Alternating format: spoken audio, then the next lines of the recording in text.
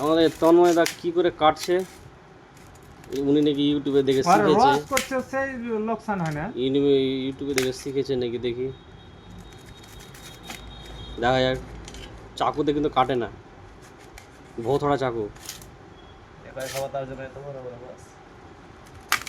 ও হো হো রাজাজি আলু ভাজির মতো করতে তুমি কি আলু ভাজি করবে ওটাই তো সিস্টেম হচ্ছে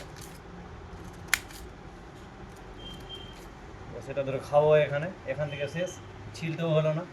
আচ্ছা আচ্ছা ভাই খেয়ে দেবো আচ্ছা খাও